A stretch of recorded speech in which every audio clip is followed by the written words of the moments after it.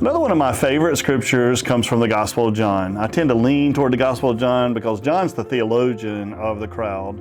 Matthew, Mark, and Luke are known as synoptic gospels. SYN is same as, and optic is the way you see things. So they're synoptics. John is the theologian of the crowd. He's not really worried about getting things in the right order. John's writing to go, I'm writing these things so that you can believe. Well, one of my favorite scriptures is in John chapter 14, and Jesus says this, "Do not let your hearts be troubled. Believe in God, believe also in me.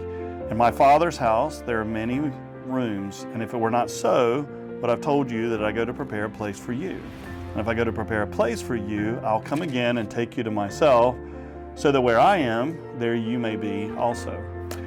I'll never forget the first time I had the privilege of going to Israel. I've had the privilege now of going there many times, and you do read the Bible differently when you go. One of the things that I noticed, however, that bothered me a little bit is that all the houses, or a lot of the houses, had rebar still sticking up. And I'm a little on the type A, maybe OCD side at times, and I like things just right. And so it kind of bothered me at times to look at that and see it.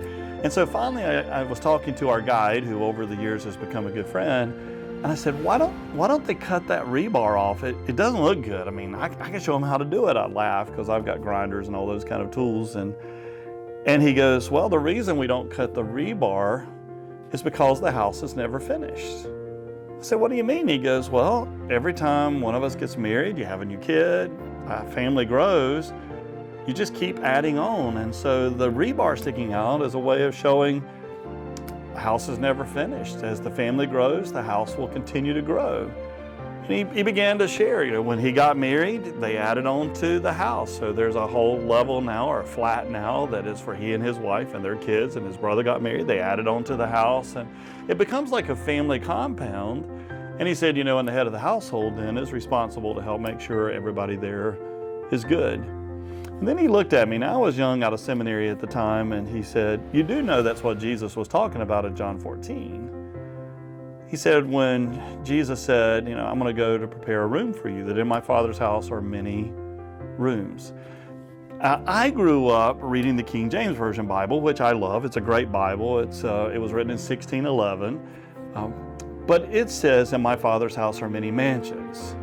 And I thought that would be really cool to have a mansion because, again, growing up out in the country, small little brick house, about 1,400 square feet. That's what I grew up in. It was 5 kids, 4 boys, and mom and dad. That was pretty tight with 1 bathroom. I thought having a mansion someday, that would be awesome. I kind of pictured myself, that you go down Silver Street, turn on Goldwood Avenue, just past the Crystal Sea, my house will be up on the left or something like that. That's actually not what the scripture says. When you dig into the Greek and you read some of the history and heritage of Palestine and Israel, obviously back in the day it wasn't rebar, but their houses were never finished because the family was always growing. And what Jesus was actually saying is, in my Father's house there are many rooms, and I'm going to go get a room ready for you.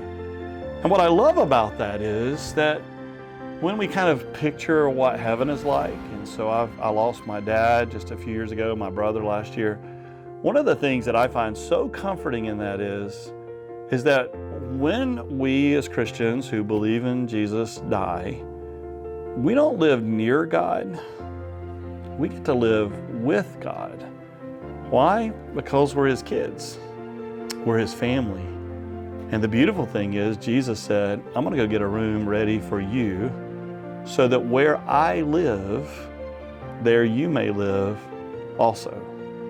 What an amazing image for all of us who have those who've gone before us, and for those of us thinking about what will it be like someday.